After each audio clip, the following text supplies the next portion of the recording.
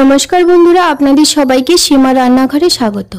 আজ আমি রান্না করব দেশি মুরগির ঝোল। তো তার জন্য দেখুন, এখানে আমি দেশি মুরগির মাংস নিয়ে নিয়েছি 1 কিলো। তো মাংসটাকে পরিষ্কার করে ধুয়েও নিয়ে নিয়েছি। আর ঝোল করব আলু দিয়ে। তো তার জন্য দেখুন, এখানে আমি আলু কেটে নিয়ে নিয়েছি রসুন। তো রসুনটাকে আমি থেতো করে নিয়েছি। আর নিয়ে নিয়েছি পেঁয়াজ। তো এখানে মাঝারি সাইজের 3টে পেঁয়াজ আছে। পেঁয়াজগুলোকে খুব পাতলা পাতলা করে কেটেছি। আর ছোট্ট সাইজের একটা টমেটো কেটে নিয়েছি। তো আপনারা আমার সঙ্গে থাকুন, পুরো ভিডিওটা দেখুন, স্কিপ করে যাবেন না। তো আমি কিভাবে এই দেশি মুরগির ঝোলটা করছি, তো আমার সঙ্গে থেকে পুরো ভিডিওটা দেখলেই আপনারা বুঝতে পারবেন। তো আমার এই রেসিপিটা আপনাদের কেমন লাগলো সেটা কমেন্ট করে জানাবেন। যদি ভালো লাগে তাহলে লাইক করবেন, শেয়ার করবেন। আর যারা আমার চ্যানেলটা নতুন দেখছেন তারা অবশ্যই একটা সাবস্ক্রাইব করবেন। পাশে বেল আইকনটি ক্লিক করবেন, যাতে করে প্রতিদিন যে আমি ভিডিওগুলো ছাড়ছি সেই ভিডিওগুলো সবার প্রথমে আপনাদের কাছে পৌঁছে যায়। আর যারা ফেসবুক পেজ থেকে দেখছেন তারা অবশ্যই ফেসবুক পেজটি ফলো করে আমার সঙ্গে থাকবেন। তো চলুন এখন মুরগির মাংসটা রান্না করতে যাই। এখন মাংসটা রান্না করার জন্য আমি উনুনে একটা কড়াই বসিয়ে দিয়েছি। আর কড়াইটা গরম হয়ে গেছে। কড়াইয়ের মধ্যে এখন আমি দিয়ে দেব তেল। তো তেল দিয়ে দিচ্ছি। তেলটা আমি এখানে সাদা তেল ব্যবহার করছি, আপনারা সরষের তেলটাও ব্যবহার করতে পারেন। দেখুন তেলটা গরম হয়ে গেছে। এখন আমি আলুটাকে ভেজে নেব, সুন্দর লাল লাল করে আলুটাকে ভেজে নেব প্রথমে।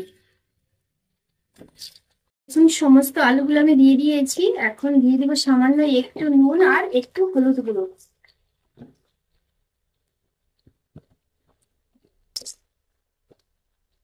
নুনটা দিয়ে দিয়েছি। নুনটা আলুটা ভাজার সময় নুনটা দিলে আলুর ভেতরে নুনটা যাবে আর খেতে ভালো লাগবে। আমি একটু হলুদ গুঁড়ো দিয়ে দিয়েছি আর নুনটা দিয়ে দিয়েছি। তো নুন আর হলুদ দিয়ে আলুটাকে খুব সুন্দর করে আমি ভেজে নেব। তো দেখুন আলুগুলোকে খুব সুন্দর করে আমি ভেজে নিয়েছি। এখন আলুগুলোকে তুলে নেব আমি।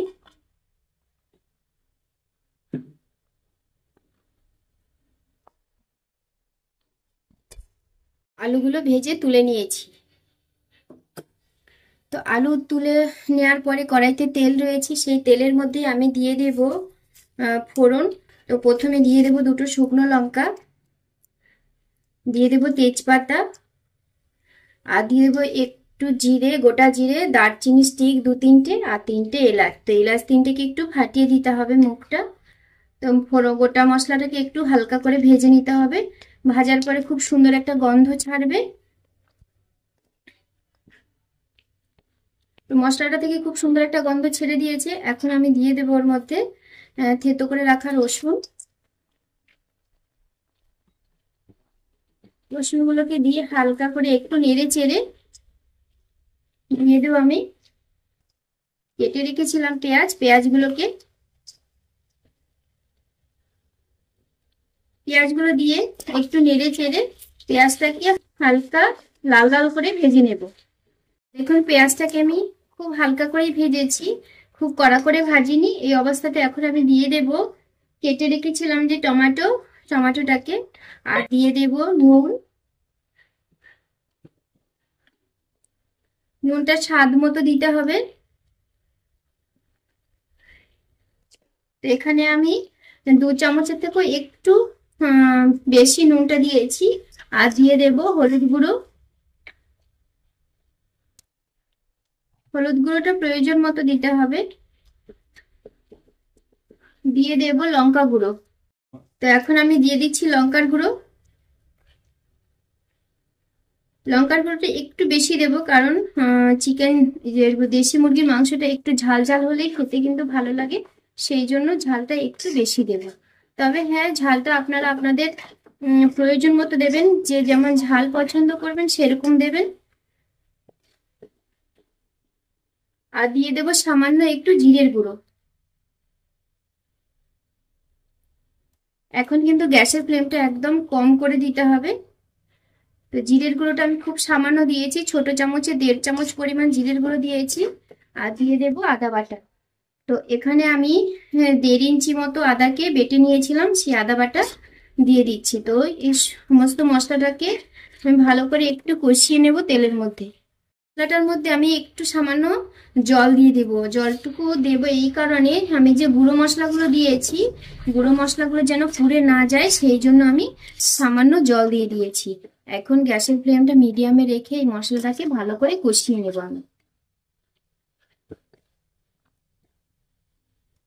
মশলাটা কষানো হয়ে গেছে, তেলটা খুব সুন্দর চারদিক দিয়ে বেরিয়েছে। তো এখন আমি দিয়ে দেব যে চিকেনটা আমি ধুয়ে রেখেছিলাম, সেই চিকেনটা দিয়ে দিয়েছি। চিকেনটাকে দিয়ে ভালো করে এইভাবে মশলাটার সঙ্গে কষিয়ে নিতে হবে। মশলাটার সঙ্গে আমি চিকেনটাকে খুব ভালো করে এইভাবে মিশিয়ে নিচ্ছি। আর এখন গ্যাসের ফ্লেমটা আমি বাড়িয়ে দেব।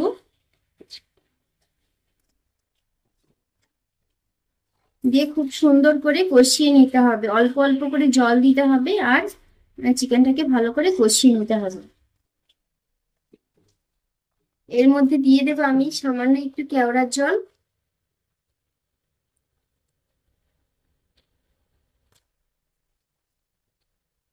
দেখুন এখানে আমি সামান্য একটু কেওড়ার জল দিয়ে দিয়েছি। দিয়ে এখন চিকেনটাকে খুব ভালো করে কষিয়ে নেব। মাংসটাকে আমি হালকা করে একটু কষিয়ে নিয়েছি। এখন আমি দিয়ে দেবো ঢাকা চাপা। তো ঢাকা চাপা দিয়ে আমি গ্যাসের ফ্লেমটা কমিয়ে দিয়ে 5 মিনিট এইভাবে রাখবো। তো দেখুন 5 মিনিট পর আমি ঢাকাটা তুলছি। আর দেখুন সুন্দর কিন্তু কষানো হয়ে গেছে, আর গ্রেভিটাও অনেকটা কমে গেছে, আর মশলাটা কত সুন্দর হয়ে গিয়ে তেল তেল ভাব হয়েছে, আর জলটা কিন্তু একদমই শুকিয়ে গেছে। তো এখন আমি গ্যাসের ফ্লেমটা বাড়িয়ে দেব আর দিয়ে দেব যে ভেজে রেখেছিলাম আলুগুলোকে দিয়ে খুব বেশি নাড়াচাড়া করবো না, তাহলে কিন্তু মাংসটা গলে যাবে। গলে যাবে বলতে ভেঙে চলে যাবে, তাহলে কিন্তু মাংসটা দেখতেও ভালো লাগবে না আর খেতেও কিন্তু ভালো লাগবে না। তাই আলতো করে এইভাবে নেড়ে চেড়ে আমি জল দিয়ে দেবো মাংসটার মধ্যে। তো নাড়াচাড়া হয়ে গেছে, এখন জল দিয়ে দেবো। দেখুন এখন আমি জল দিয়ে দিচ্ছি ঝোলের জন্য। তো জলটা কিন্তু অবশ্যই উষ্ণ গরম জল দিতে হবে, যেহেতু আমি পাতলা ঝোল করব সেই জন্য জলটা একটু বেশি দিয়েছি।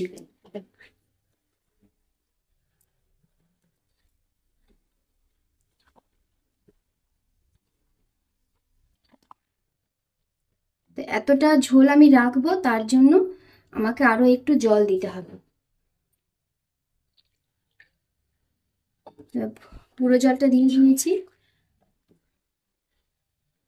এখানে প্রায় হাফ লিটারের থেকেও একটু বেশি হবে জল। তো এখন আমি দিয়ে দেব ঢাকা চাপা। এইভাবে গ্যাসের ফ্লেমটা বাড়িয়ে দিয়ে আমি 10 মিনিট রান্না করব। 10 মিনিট পরে আমি ঢাকাটা তুলে দিচ্ছি। আর দেখুন যে আমি ঝোলটা দিয়েছিলাম, ঝোলটা কিন্তু অনেকটাই শুকিয়ে গেছে, আর আলুটাও খুব সুন্দরভাবে সেদ্ধ হয়ে গেছে, এই যে দেখুন। এখন আমি দিয়ে দেব সামান্য একটু ঘি।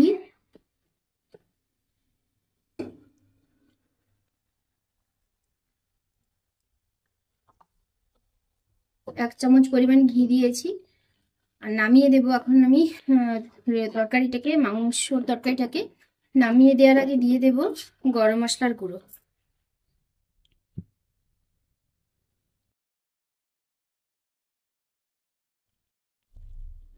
তো গরম মশলার গুঁড়োটা আমি দিয়ে দিয়েছি, দিয়ে নামিয়ে দেব।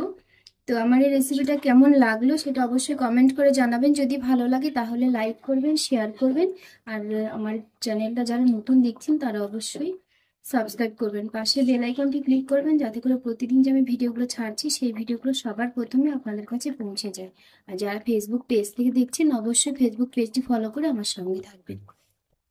তো আপনারা সবাই ভালো থাকবেন, সুস্থ থাকবেন, সবাইকে টাটা। তো হয়ে গেছে আমার রেসিপিটা, এখন আমি নামিয়ে দিয়েছি।